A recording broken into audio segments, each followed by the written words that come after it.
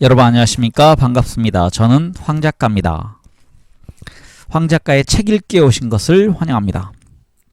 우리가 읽고 있는 책은 거의 모든 것의 역사, 빌 브라이슨이란 분이 쓴 책입니다.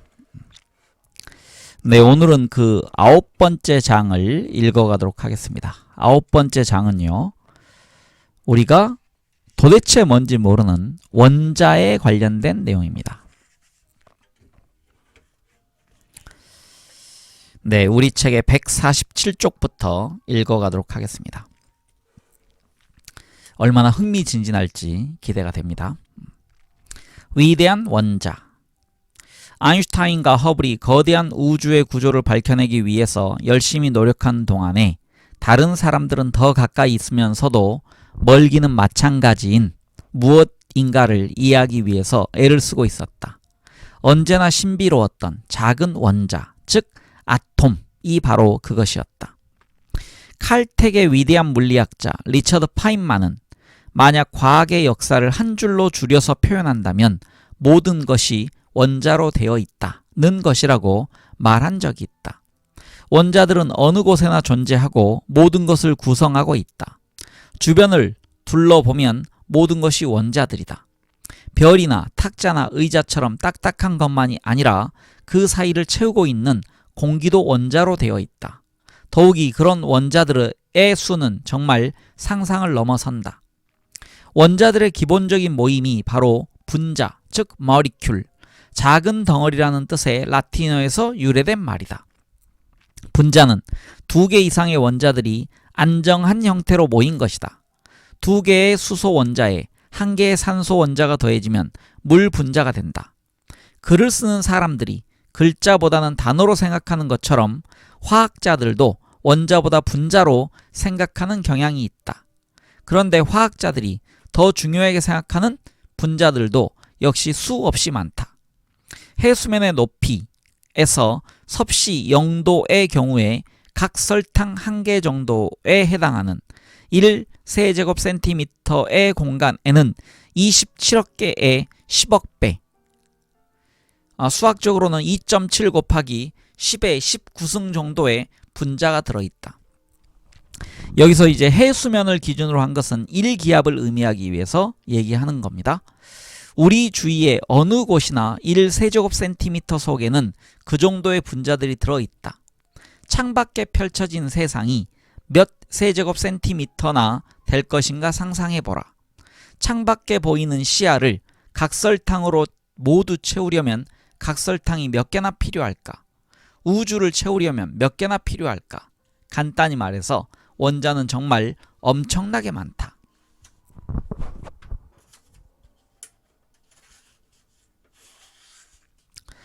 원자들은 신기할 정도의 영속성을 가지고 있기도 하다.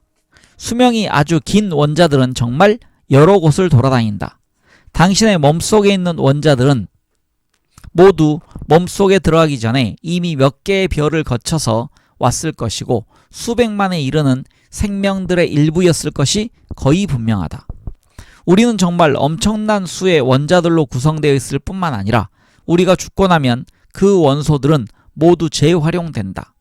그래서 우리 몸속에 있는 원자들 중에 상당수는 한때 셰익스피어의 몸속에 있었을 수도 있다. 그런 원자의 수가 수십억 개에 이를 것이라는 주장도 있었다. 부처와 징기스칸 그리고 베토벤은 물론이고 여러분이 기억하는 거의 모든 역사적 인물로부터 물려받은 것들도 각각 수십억 개씩은 될 것이다. 원자들이 완전히 재분배되기까지는 수십 년이 걸리기 때문에 반드시 역사 속의 인물이라야만 한다. 당신이 아무리 원하더라도 엘비스 프레슬리의 몸속에 있던 원자들은 아직 당신의 몸속에 들어가지 못했을 것이다. 그러니까 다시 읽겠습니다. 그러니까 수명이 상대적으로 짧은 우리는 모두 윤회하고 있는 셈이다. 우리가 죽고 나면 우리 몸속에 있던 원자들은 모두 흩어져서 다른 곳에서 새로운 목적으로 사용된다. 나뭇잎의 일부가 될 수도 있고 다른 사람의 몸이 될 수도 있으며 이슬방울이 될 수도 있다. 그렇지만 원자들은 실질적으로 영원히 존재한다. 원자들이 얼마나 오래 살 수 있는가는 아무도 확실하게 알지는 못하지만 마틴 리스는 아마도 10의 35승 연은 될 것이라고 한다. 보통의 방법으로 나타내기에는 너무나도 큰 숫자이다. 무엇보다도 원자는 작다. 정말 작다. 50만 개의 원자들을 맞대어서 늘어뜨려 놓더라도 사람의 머리카락 뒤에 숨겨둘 수가 있을 정도이다. 그러니까 각각의 원자는 상상도 할 수 없을 정도로 작다. 이제 우리는 그 크기에 대해서 알아볼 것이다. 이 책에 인쇄된 하이픈보다도 더 짧은 밀리미터에서 시작해보자. 여기서 하이픈은 이제 그 언어적인 의미보다는요, 지금 종이에 인쇄되어 있는 크기를 나타내기 위해서 언급한 겁니다. 그것을 1000개의 조각으로 똑같이 나누면 한 조각의 길이가 마이크론이 된다. 미생물이 그 정도의 크기를 가지고 있다. 대표적인 집신벌레는 그 폭이 2마이크론, 즉 0.02mm 정도이다. 정말 작은 크기다. 물 한 방울 속에서 헤엄치고 있는 집신벌레를 맨눈으로 보려면 물방울의 지름을 12m 정도로 확대해야만 한다. 그런데 같은 물방울 속에 들어있는 원자를 보려면 물방울의 지름을 24km 정도로 확대해야만 한다. 다시 말해서 원자들은 전혀 다른 수준으로 작은 존재이다. 원자 수준의 크기로 내려가려면 1마이크론의 조각을 다시 1만 분의 1로 나누어야만 한다. 그것이 바로 원자의 크기이다. 1mm의 1000만 분의 1 정도면 우리의 상상을 완전히 넘어설 정도로 가느다란 것이다.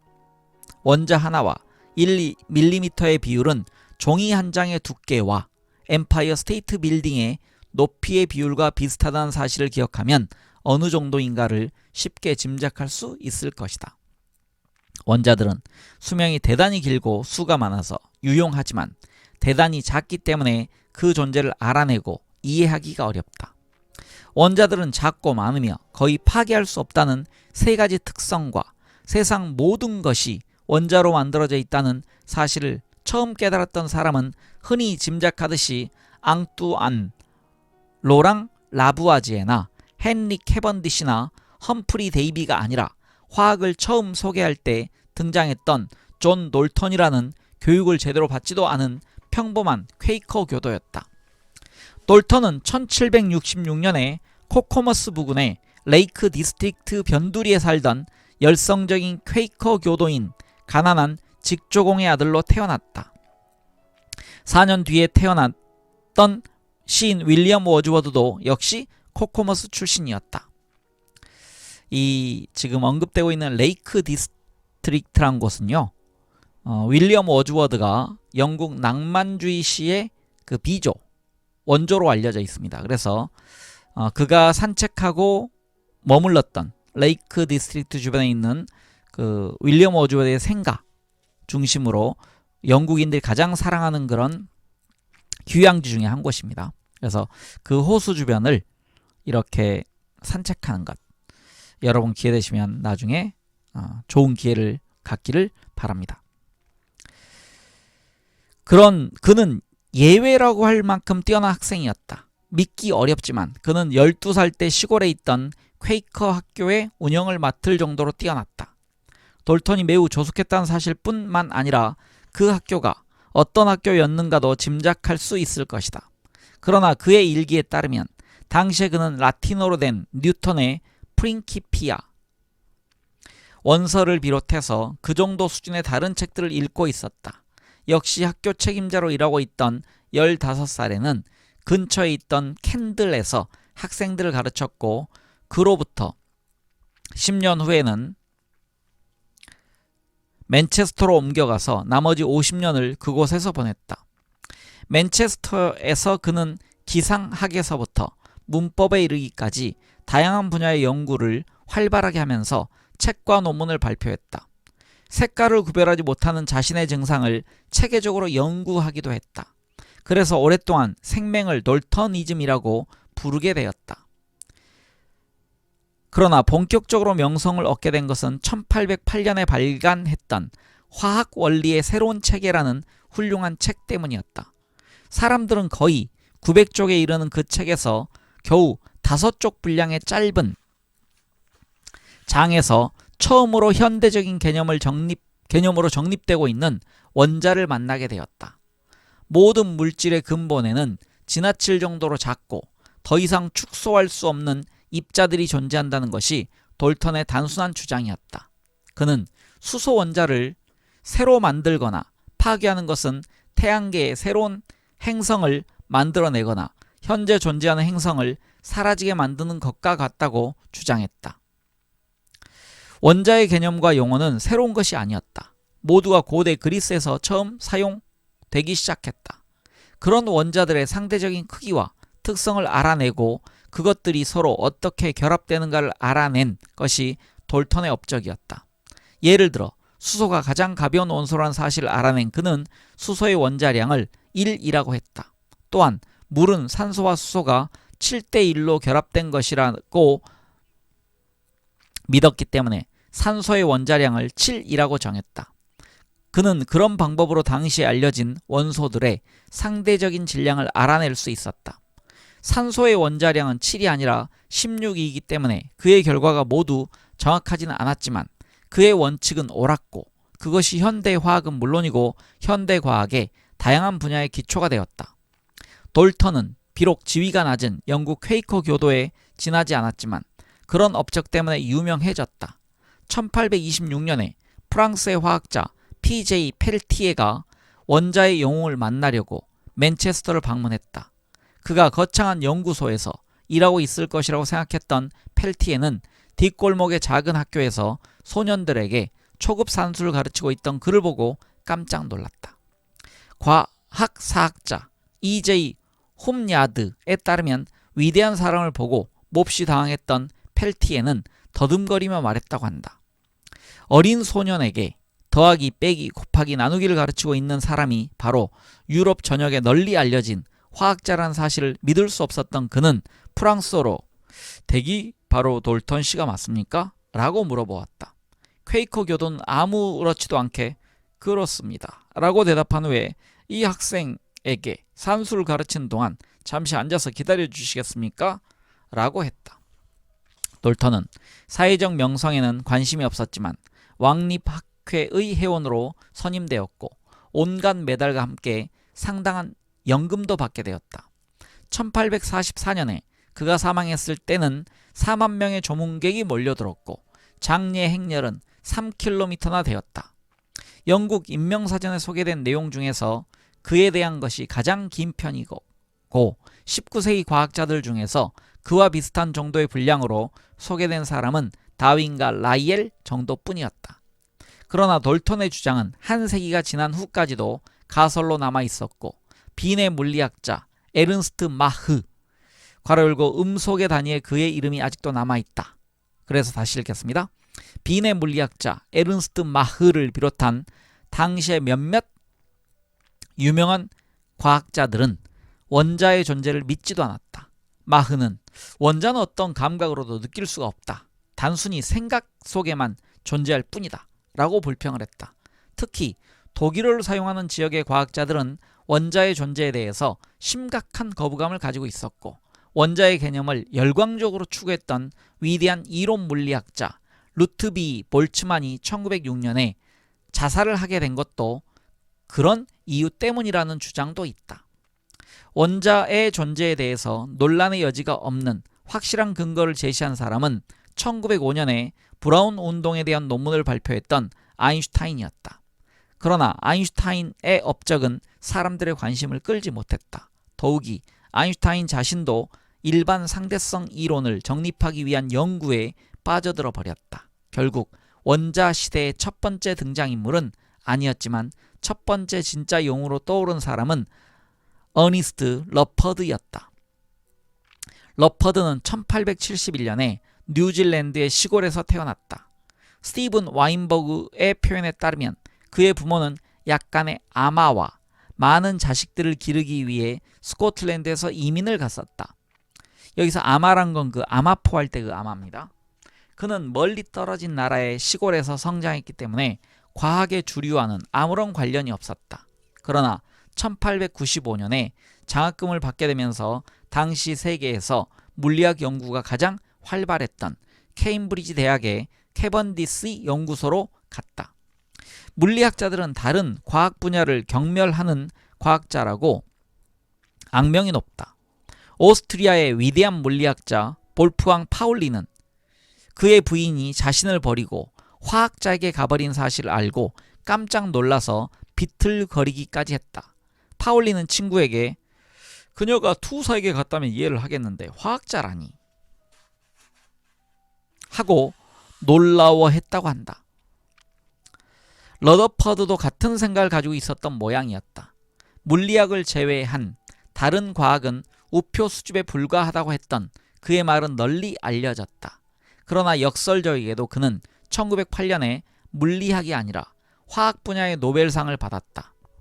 러더퍼드는 운이 좋은 사람이었다. 천재였던 것도 행운이었지만 물리학과 화학이 그렇게 재미있고 그의 생각과는 전혀 다르게 서로 잘 어울리던 시기에 살았던 것은 더욱 큰 행운이었다. 두 분야가 그렇게 많이 겹쳤던 때가 다시는 없었다. 그의 엄청난 성공에도 불구하고 러더퍼드는 사실 정말 똑똑한 사람은 아니었다. 실제로 그는 수학에 무척 약했다. 강의 중에도 수식을 설명하지 못하고 중간에 포기하면서 학생들에게 스스로 해결해보라고 했던 경우가 많았다. 그의 오랜 동료였고 중성자를 발견했던 제임스 체드윅에 따르면 러더퍼드는 실험을 잘 하지도 못했다고 한다. 다만 그는 끈기가 있었고 개방적이었다. 그는 총명하기보다는 야같고 용감하기도 했다. 어느 전기 작가 표현에 따르면 그는 언제나 가능한 한 먼 곳에 있는 첨단을 향해 달려가고 있었다. 다른 사람들도 훨씬 먼 곳을 지향하고 있었다. 해결하기 어려운 문제에 부딪히면 그는 대부분의 사람들보다 훨씬 더 오랫동안 더 열심히 노력하고 정통적인 아닌 설명이라도 수용할 준비가 되어 있었다. 그의 가장 위대한 업적은 엄청나게 긴 시간 동안 실험실에 앉아서 산란되는 알파 입자의 수를 세었기 때문에 얻어진 것이었다. 일반적으로 그런 일은 다른 사람에게 맡겨버리는 경우가 많았다. 그는 원자가 가지고 있는 힘을 활용할 수만 있다면 이 세상 전부를 연기 속으로 사라지게 할 폭탄을 만들 수 있다는 사실을 깨달았던 사람 중에 하나였다. 어쩌면 그가 최초였을 수도 있다. 그는 몸집이 컸고 소심한 사람을 움츠리게 만드는 목소리를 가지고 있었다. 언젠가 러더퍼드가 대서양 건너편으로 무선 방송을 할 것이라는 소문을 들은 동료가 무선을 쓸 필요가 있나? 라고 냉소적으로 말한 적도 있었다. 그는 또한 좋은 의미로 자신감에 넘쳐 있었다. 자신이 언제나 파동의 마루에 서 있는 것 같다는 말을 들은 그는 그렇지요. 내가 만들고 있는 것이 바로 파동이거든요. 라고 대답했다고 한다. C.P. 스노우는 어느 날 케임브리지의 양복점에서 러더퍼드가 매일 조금씩 치수가 늘어나는군요. 내 정신도 그렇답니다. 라고 말하는 것을 엿들었다고 한다. 그러나 그가 캐번디스에 도착했던 1895년에는 아직 몸의 치수와 명성은 먼 곳에 있었다. 당시는 과학에서 놀라울 정도로 사건이 많던 때였다. 그가 케임브리지에 도착하던 해에는 독일의 비르츠부르크 대학에서 비렐름 렌트겐이 X선을 발견했고 다음해에는 앙리 베크렐이 방사선을 발견했다. 그리고 캐번디시 연구소도 오랜 기간 동안 빛날 명성을 얻기 시작하고 있었다. 1897년에 그곳에서 J.J. 톰슨과 동료들이 전자를 발견했고 C.T.R. 윌슨은 1911년에 앞으로 살펴볼 입자 검출기를 만들었으며 1932년에는 제임스 체드윅이 중성자를 발견했다. 더 훗날인 1953년에 제임스 왓슨과 프랜시스 크릭이 DNA의 구조를 발견했던 곳도 바로 캐번디시 연구소였다. 여기 지금 캐번디스에 대한 설명이 있는데요. 이 이름도 역시 헨리 캐번디스의 집안에서 유래되었다. 제7대 데번셔 공작이었던 윌리엄 캐번디스는 뛰어난 수학자였고 빅토리아 시대 영국의 막강한 귀족이었다. 그는 1870년에 실험실을 짓도록 6,300파운드를 대학에 기증했다 라고 되어 있습니다. 그 연구의 산실이 바로 캐번디스 연구소라고 되어 있습니다. 처음에 러더퍼드는 무선 통신에 대한 연구를 했다. 약 1.6km나 떨어진 곳에서 깨끗한 신호를 보내는 방법을 찾아낸 것은 당시론 상당한 성과였다. 그러나 앞으로 무선 통신이 쓸모가 많지 않을 것이라는 선배의 충고를 들은 그는 무선 통신 연구를 포기해버렸다. 그러나 러더퍼드는 전체적으로 볼 때 캐번디스에서 그렇게 성공한 과학자는 아니었다. 그곳에서 3년을 보내고도 별 소득이 없었던 그는 몬트리올의 맥길 대학으로 옮겼고 그곳에서 비로소 위대한 과학자로 성장하게 되었다. 그러나 원소 붕괴에 대한 연구와 방사성 물질의 화학에 대한 업적으로 노벨상을 받게 되었을 때는 맨체스터 대학으로 옮긴 다음이었고 사실 원자의 구조와 성질을 밝혀낸 그의 가장 중요한 업적을 완성한 곳도 바로 그곳에서였다. 그래서 그곳은 아마 맨체스터 대학교를 의미하는 것 같습니다. 맥길 대학이 아니고 20세기 초에 톰슨이 전자를 발견하면서부터 원자가 다른 입자들로 구성되어 있다는 주장이 설득력을 얻게 되었다. 그러나 원자가 과연 어떤 입자들로 구성되어 있고 그 입자들이 어떻게 모여 있으며 그 모양이 어떤가에 대한 정보는 밝혀져 있지 않았다. 원자들이 빈틈없이 잘 쌓을 수 있는 육면체 모양일 것이라고 생각했던 물리학자도 있었다. 그러나 당시에는 원자가 양전하를 가진 조밀하고 단단한 덩어리 속에 음전하를 가진 전자가 건포도처럼 들어있는 건포도빵이나 푸딩과 같을 것이라는 생각이 더 일반적이었다. 1910년에 러더퍼드는 금 방막에 알파 입자라고 부르는 이온화된 헬륨 원자를 쏘아 보냈다. 당시 그의 실험을 도와주었던 한스 가이거는 훗날 그의 이름이 붙여지게 된 방사성 검출기를 발명했다. 러더퍼드는 일부 입자들이 뒤로 퉁겨져 나온다는 사실을 알고 깜짝 놀랐다. 그것은 마치 종이 한 장을 향해 발사한 15인치 포탄이 퉁겨져서 자신의 무릎으로 되돌아오는 것과 같았다. 그는 오랜 생각 끝에 그런 현상에 대해서는 단 한 가지 설명만이 가능하다는 사실을 깨달았다. 뒤로 퉁겨져 나오는 입자들은 원자의 중심에 있는 무엇인가 작고 단단한 것에 충돌한 것이고 나머지 입자들은 아무런 방해도 받지 않고 지나간 것이다. 결국 러더퍼드는 원자의 대부분은 빈 공간이고 중심에는 밀도가 아주 큰 핵이 있다는 사실을 깨달았다. 그것은 매우 훌륭한 발견이지만 심각한 문제가 있었다. 당시에 알려져 있던 물리학의 모든 법칙에 따르면 그런 원자는 존재할 수가 없었다. 여기서 잠시 우리가 오늘날 알고 있는 원자의 구조에 대해서 살펴보기로 한다.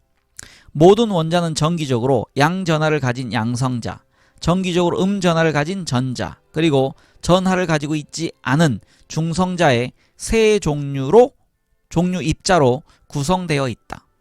양성자와 중성자는 원자 핵에 뭉쳐져 있고 전자는 그 바깥에 퍼져 있다. 원자의 화학적 정체는 양성자의 수에 의해서 결정된다.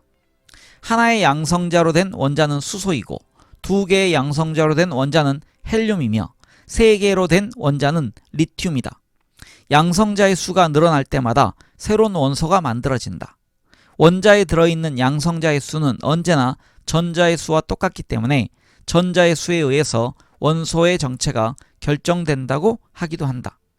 결국 두 숫자가 같기 때문에 양성자는 원자의 정체를 결정하고 전자는 개성을 결정한다고 하기도 한다.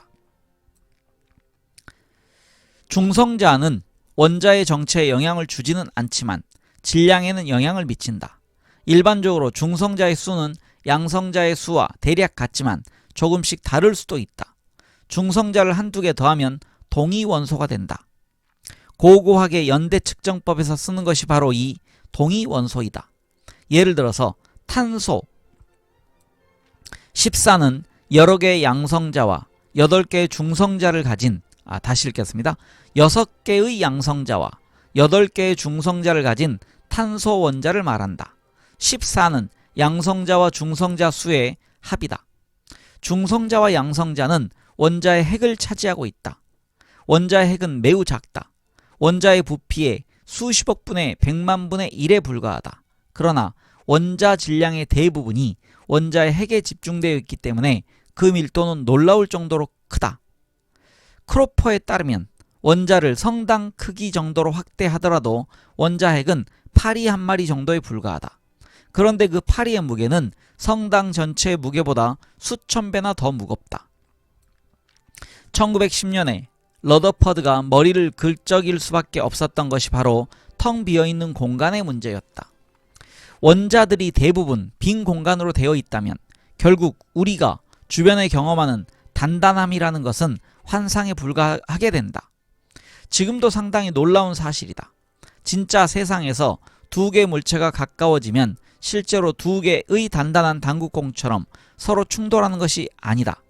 티머시 페리스는 그런 것이 아니라 두 공의 음전화 때문에 생긴 힘장이 서로 반발하기 때문이다. 만약에 그런 입자들이 전하를 가지고 있지 않다면 두 공은 은하들처럼 아무런 방해도 받지 않고 서로 겹쳐서 지나갈 수 있을 것이라고 설명한다. 의자에 앉아있는 사람은 실제로 의자에 앉아있는 것이 아니라 1 옹스트롬, 즉 1억 분의 1cm 정도의 높이에 떠 있는 셈이다. 사람과 의자의 전자들이 더 이상 서로 가까워지는 것을 절대 허용하지 않는다. 거의 모든 사람들이 생각하고 있는 원자의 모형은 한두 개의 전자가 태양 주위에 돌고 있는 행성들처럼 핵 주변을 날아다니는 것이다. 그런 이미지는 1904년에 나카오카 한타로라는 일본의 물리학자가 영리하게 고안한 것일 뿐이다. 그런 이미지는 완전히 틀린 것이었음에도 불구하고 원자와 마찬가지로 긴 수명을 가지고 있었다. 아이작 아시모프가 자주 말했듯이 그런 모형 덕분에 여러 세대의 공상과학 소설 작가들은 세상 속에 세상이 있는 이야기들을 만들어내게 되었다. 원자는 사람이 살고 있는 작은 태양계이고 우리의 태양계는 훨씬 더 큰 어떤 구조 속의 작은 티끌에 불과하다는 것이다. 오늘날 유럽 입자물리 연구소의 홈페이지에서도 나가오카의 이미지를 로고로 사용하고 있다. 사실은 물리학자들이 곧바로 밝혀낸 것처럼 전자들은 궤도를 돌고 있는 행성들과는 전혀 비슷하지도 않고 오히려 회전하는 선풍기의 날개와 같아서 궤도를 돌면서 모든 공간을 빈틈없이 채워준다. 선풍기의 날개는 모든 곳에 있는 것처럼 보일 뿐이지만 전자들은 실제로 모든 곳에 있다는 점이 근본적으로 다르다. 1910년은 물론이고 그로부터 몇 년 동안 그런 사실의 대부분이 거의 알려져 있지 않았던 것은 말할 필요가 없다. 러더퍼드의 발견은 궤도를 돌고 있는 전자들이 서로 충돌할 수 없다는 것을 비롯한 심각한 문제들을 제기했다. 보통의 전기 동력학 이론에 따르면 그렇게 날아다니는 전자는 에너지를 모두 잃어버려야만 한다. 전자가 한순간에 모든 에너지를 잃어버리면 핵으로 휘돌아 들어가 버리게 되고 그렇게 되면 전자와 원자핵 모두에게 큰 재앙이 된다. 양전하를 가진 양성자들이 서로 퉁겨져 나가면서 원자 전체를 폭파시켜 버리지 않고 원자 핵 속에 안정하게 뭉쳐져 있는 이유도 설명하기 어려웠다. 아주 작은 원자의 세계에서 일어나는 일은 우리가 경험하는 거시 세계에 적용되는 법칙에 의해서 지배되지 않는다는 사실은 확실한 것처럼 보였다. 원자의 세계에 파고들던 물리학자들은 그것이 단순히 우리가 알고 있는 세상과 다를 뿐만 아니라 우리가 상상할 수 있는 어떤 것과도 다르다는 사실을 깨닫게 되었다. 여기서 란 얘기는 버금간다는 얘기입니다. 그래서 우리가 뭐라 오죠? 들어가는 게 아자는 버금간다는 얘기입니다. 준에 해당하는, 여기서 아마 영어로는 서브일 것 같습니다. 서브, SUB.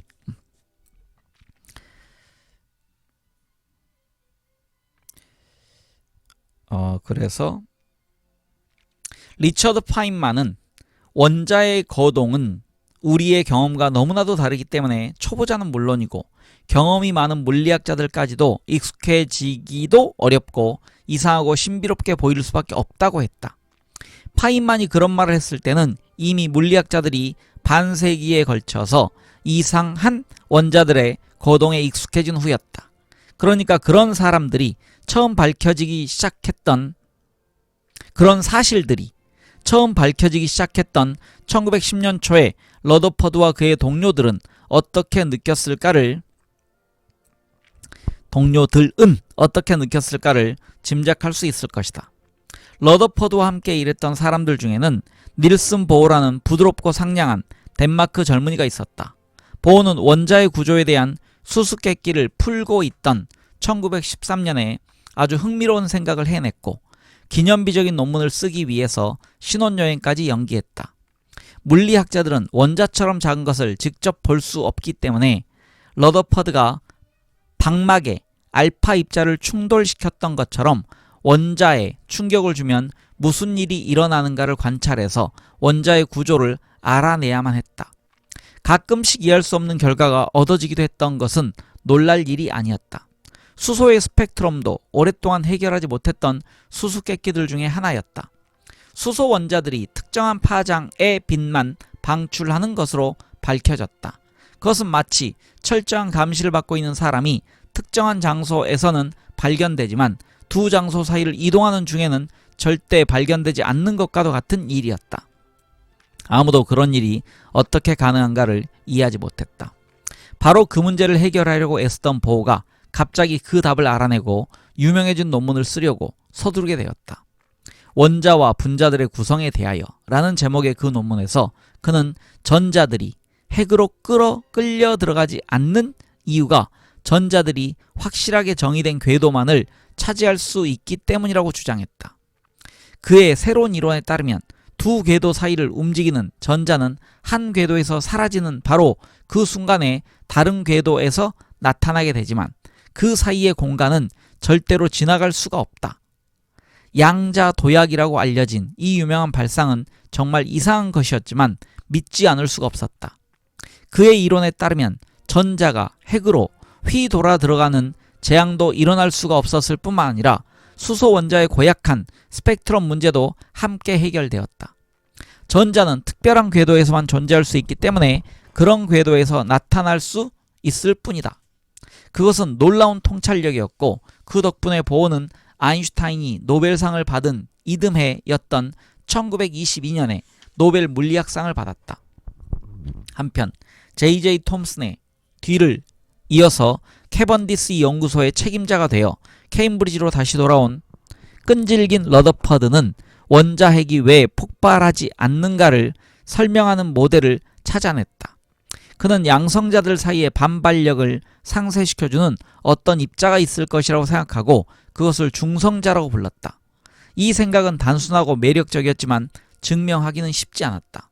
러더퍼드의 동료였던 제임스 채드윅은 무려 11년이나 걸려서 마침내 1932년에 중성자의 존재를 밝히는데 성공했다.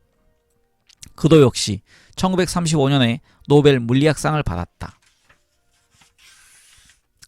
이 분야의 역사에 대해서 부어스와 그의 동료들이 지적했던 것처럼 원자탄을 개발하려면 중성자에 대해서 완전히 이해를 해야 했기 때문에 중성자의 발견이 지연되었던 것은 어쩌면 다행스러운 일이었다. 전하를 가지고 있지 않은 중성자는 원자 중심의 전기장에 의해서 밀려나지 않는다. 그래서 원자의 핵을 향해서 중성자를 어뢰처럼 발사하면 핵 분열이라고 알려진 파괴적인 과정이 시작된다. 그들의 주장에 따르면 만약 중성자가 1920년대에 발견되었더라면 최초의 원자탄은 유럽, 특히 독일에서 개발되었을 가능성이 매우 높았다. 실제로 유럽의 과학자들은 전자의 이상한 거동을 이해하기 위해서 모든 노력을 기울였다. 그들이 해결해야 했던 가장 중요한 문제는 전자가 입자처럼 행동하기도 하지만 파동처럼 행동하는 경우도 있다는 것이었다. 도저히 불가능한 것처럼 보였던 그런 이중성 때문에 물리학자들은 거의 미칠 지경이 되었다. 그로부터 10년 동안 유럽 전역의 물리학자들은 그런 현상을 설명하기 위해서 최선을 다해 노력하면서 여러 가지 가설을 제시했다. 프랑스에서는 공작 집안의 귀공자였던 루이 빅토르 드 브로이 공작이 전자 자체를 파동이라고 생각하면 전자의 비정상적인 거동을 이해할 수 있다는 사실을 발견했다. 오스트리아의 에르빈 슈레딩거는 그의 주장을 더욱 발전시켜서 파동 역학이라고 부르는 유용한 물리학 체계를 정립했다. 거의 같은 시기에 독일의 물리학자 베르너 하이젠베르크는 파동 역학과 경쟁할 수 있는 행렬 역학을 제안했다. 그러나 행렬 역학은 수학적으로 너무 복잡해서 하이젤베르크 자신을 포함해서 대부분의 사람들이 제대로 그 의미를 이해할 수 없었다. 언젠가 하이젠베르크는 친구에게 행렬이 무엇인지 모르겠다고 한탄을 하기도 했다. 그럼에도 불구하고 행렬 역학을 사용하면 슈레딩거가 설명하지 못했던 문제들이 해결되기도 했다. 결국 물리학은 서로 상반되는 전제를 근거로 하면서도 결론은 똑같은 두 가지 이론을 가지게 되었다. 상상도 할 수 없는 상황이었다. 1926년에 이르러 마침내 하이젠베르크는 두 가지 이론을 결합시켜서 양자역학이라고 알려지게 된 새로운 분야를 정립했다. 전자는 파동으로도 설명할 수 있는 입자라는 의미를 담고 있는 하이젠베르크의 불확정성의 원리가 그 핵심이었다. 양자론의 근거가 되는 불확정성은 전자가 공간에서 움직이는 과정 또는 어느 순간에 존재하는 위치를 알아낼 수는 있지만 두 가지 모두를 알아낼 수는 없다는 뜻이다. 여기 지금 부연 설명이 있는데요. 하이젠베르크의 불확정성 원리와 관련된 불확정성이라는 말 자체에 대해서 약간의 불확정성이 있다. 마이클 프라이는 자신의 희곡 코펜하겐의 후기에서 독일어로 그냥 읽겠습니다. 운시체르헤이트, 운스차르페, 운베스티므테이트 등의 독일어 단어들이 사용되었지만 어느 것도 영어의 uncertainty와 정확하게 맞지 않는다는 사실을 지적했다. 프라이는 하이젠베르크의 원리를 나타낸 단어로는 indeterminacy가 더 적절하고 indeterminability가 더욱 적절하다고 제안했다. 읽고 나서 괜히 읽었다는 생각이 듭니다. 여러분들 책이 있으신 분은 읽어보시기 바랍니다. 어느 하나를 측정하려고 시도하면 반드시 다른 하나를 변화시키게 된다. 더 정밀한 측정기구가 있다고 해결되는 문제가 아니라 우주가 가지고 있는 불변의 특성 때문에 생기는 문제라는 것이다. 우리는 불확정성의 원리 때문에 전자가 어느 순간에 어디에 있는가를 절대로 정확하게 예측할 수 없게 된다. 전자가 어느 곳에 있을 확률만 이야기할 수 있을 뿐이다. 데니스 오버바이가 말했듯이 전자는 관찰될 때까지는 존재하지도 않는다. 또는 조금 다르게 표현하면 전자는 관찰되기 전까지는 어느 곳에나 있으면서 어느 곳에도 존재하지 않는 것으로 여겨야만 한다. 물리학자들도 역시 그런 설명을 혼란스럽게 여긴다는 사실을 생각하면 여러분이 이런 설명에 혼란스러워하는 것은 당연한 일이다. 오버바이에 따르면 보어는 양자론에 대한 이야기를 듣고도 불같이 화를 내지 않는 사람은 자신이 무슨 이야기를 들었는지 이해하지 못한 것이라고 말한 적도 있었다.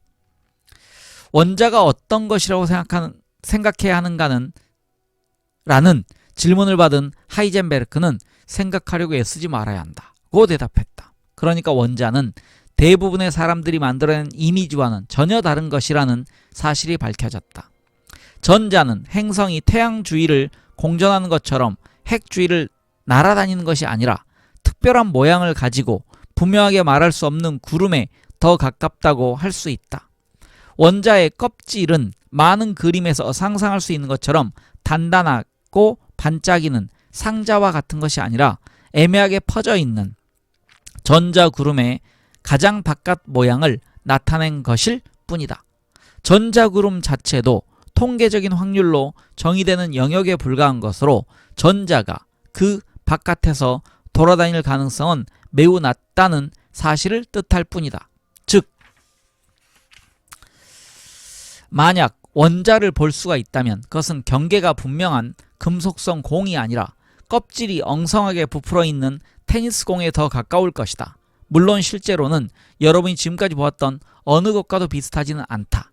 지금 여기서 설명하고 있는 세상은 우리가 주변에 보아왔던 세상과는 전혀 다른 모습을 가지고 있다. 그런 이상한 일들이 끝이 없는 것처럼 보인다. 제임스 트래필에 따르면 과학자들은 이제 우리의 머리로는 도저히 이해할 수 없는 우주의 영역을 만나게 된 것이었다.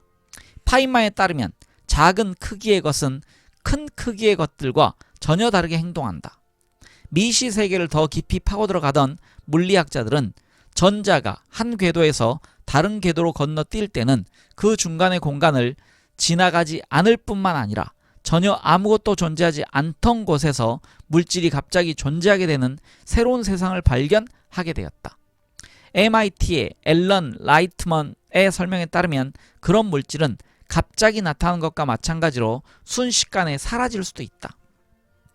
양자론에서 가장 인상적인 불가능성은 아마도 1925년 볼프강 파울리가 주장했던 베타 원리라고 할 수 있다. 아원자 입자들 중에서 어떤 짝들은 상당히 멀리 떨어져 있더라도 상대방의 다시 읽겠습니다. 아원자 입자들 중에서 어떤 짝들은 상당히 멀리 떨어져 있더라도 상대방이 무엇을 하고 있는가를 즉시 알아차린다는 것이다. 입자들은 스핀이라고 하는 성질을 가지고 있는데 양자론에 따르면 한 입자의 스핀이 결정되는 순간에 그와 짝을 이루고 있는 다른 입자는 아무리 멀리 떨어져 있더라도 순식간에 반대의 스핀을 가지게 된다. 과학 저술자 로렌스 조지프의 말에 따르면이 더 맞을 것 같습니다. 말에 따르면 오하이오에 있는 당구공을 한쪽 방향으로 회전시키면 멀리 피지에 있는 똑같은 당구공이 반대 방향으로 똑같은 속도로 돌게 되는 것과도 같다.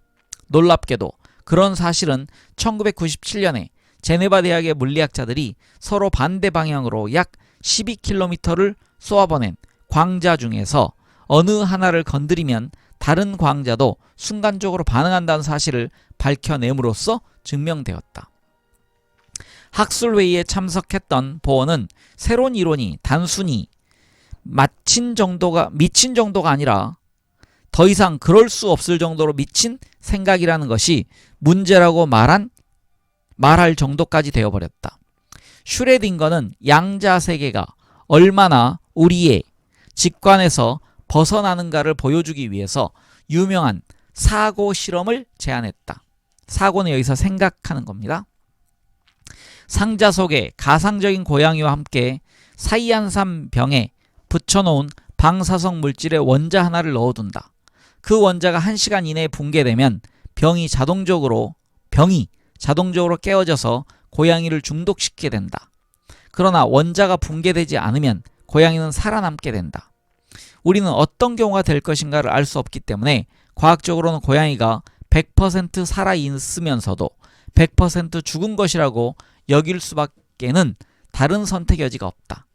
스티븐 호킹은 우주의 현재 상태조차도 정확하게 측정할 수 없다면 아무도 미래의 사건을 정확하게 예측할 수 없다고 흥분해서 주장했다. 양자론의 그런 이상한 특성들 때문에 양자론의 전부 또는 일부를 싫어하는 물리학자들도 많았다. 특히 아인슈타인보다 양자론을 더 싫어했던 사람은 없었다. 다망했던 1905년에 광자가 어떤 경우에는 입자처럼 행동하지만 다른 경우에는 파동처럼 행동한다는 사실을 가장 설득력 있게 설명했던 사람이 바로 그였다는 사실을 고려한다면 그가 양자론을 그렇게 싫어했던 것은 역설적이기도 하다. 그런 설명이 바로 새로운 물리학의 핵심이기 때문이다. 그는 양자론은 충분히 주목받을 가치가 있다고 외교적으로 말하긴 했지만 진심으로 양자론을 좋아하진 않았다. 그는 신은 주사위 놀이를 하지 않는다고 주장했다. 밑에 설명이 있습니다. 그런 뜻으로 말했던 것으로 알려져 있다. 실제로 그가 했던 말은 신이 가지고 있는 카드를 훔쳐보기는 어려운 듯 싶다. 그러나 신이 텔레파시를 이용해서 주사위 놀이를 한다는 것은 한순간도 믿을 수가 없는 것이다. 였다. 아인슈타인은 신이 창조한 우주에서 영원히 알 수 없는 것이 존재한다는 사실을 믿을 수가 없었다. 더욱이 입자가 몇 조 킬로미터 떨어진 곳에까지 순간적으로 영향을 미친다는 장거리 작용의 개념은 특수상대성 이론에 완전히 어긋나는 것이었다. 특수상대성 이론에 따르면 어떤 것도 빛의 속도보다 빨리 움직일 수 없음에도 불구하고 물리학자들은 원자의 수준에서는 정보가 빛보다 더 빨리 전달될 수 있다고 주장하고 있었던 것이다. 입자들이 어떻게 그렇게 할 수 있었는가에 대해서는 아무도 설명을 하지 못했다. 물리학자 야키르 야하라노프에 따르면 과학자들은 이 문제를 애써 외면하고 있다. 한편 양자 물리학 때문에 전에는 생각하지도 못했던 골치 아픈 문제가 생겼다. 갑자기 우주의 거동을 설명하기 위해서 두 세트의 법칙이 필요하게 되었다. 미시 세계를 설명하는 양자론과 더 큰 우주를 위한 상대론이 그것이었다. 상대론에서의 중력은 행성이 태양 주위를 공전하는 이유와 은하들이 뭉쳐지는 경향을 보이는 이유를 아주 잘 설명해 주었지만 입자 수준에서는 아무 의미가 없었다.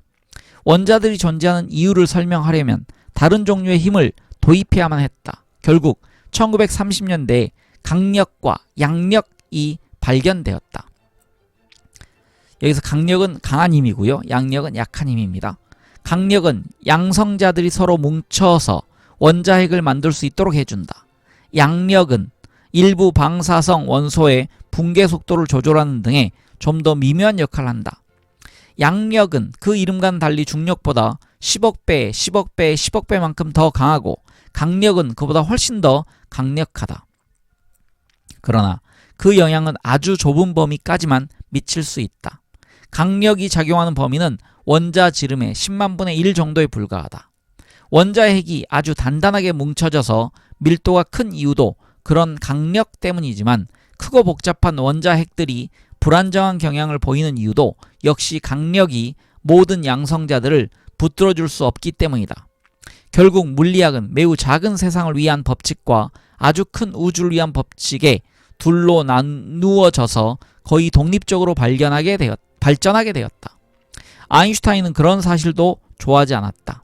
그는 남은 평생을 대통일 이론을 정립해서 문제를 해결하려고 노력했지만 번번이 실패하고 말았다. 성공했다고 생각했던 적도 있긴 했지만 결국은 그렇지 않다는 사실이 밝혀졌다. 시간이 지나면서 그는 점차 주류로부터 소외되기 시작했고 동정을 받기도 했다. 스노우에 따르면 그의 동료들은 모두 그가 일생의 후반부를 낭비해버렸다고 믿었고 지금도 그렇게 생각되고 있다. 그러나 다른 분야에서는 진정한 발전이 이루어지고 있었다. 1940년대 중반에 이르러서 과학자들은 원자를 엄청난 수준까지 이해하게 되었다고 믿었다. 그런 사실은 1945년 8월에 일본에서 2개의 원자탄이 폭발함으로써 가장 정확하게 증명되었다. 그러나 이때 물리학자들은 자신들이 원자를 거의 정복했다고 생각했던 것을 후회하게 되었다. 실제로 입자 물리학은 엄청날 정도로 복잡해졌다. 조금 어려운 이야기를 시작하기 전에 우리는 탐욕과 사기와 엉터리 과학과 불필요한 죽음을 통해서 마침내 지구의 나이를 알아내게 된 이야기를 먼저 살펴보기로 한다. 지금 원자에 관련된 이야기, 여기에 지금 양성자, 중성자, 그리고 전자 이런 얘기가 나왔는데요. 우리가 이해할 수 있는 건 거의 없는 것 같습니다. 우리가 알고 있는 건 그냥 LG전자와 삼성전자 정도? 네, 굉장히 난해하고 어려운 부분을 읽었습니다. 이 글을 함께 읽고 들어주신 많은 분들에게 챔피언이라고 칭찬드리고 싶습니다. 네, 저는 다음 시간 다음에 10번째가 뭐죠? 10번째는 좀 재밌을 걸로 예상합니다. 납의 탈출에 관련돼서 읽도록 하겠습니다. 납중도에 관련된 얘기가 아마 나올 것으로 예상합니다. 네, 다음 시간에 찾아뵙겠습니다. 감사합니다.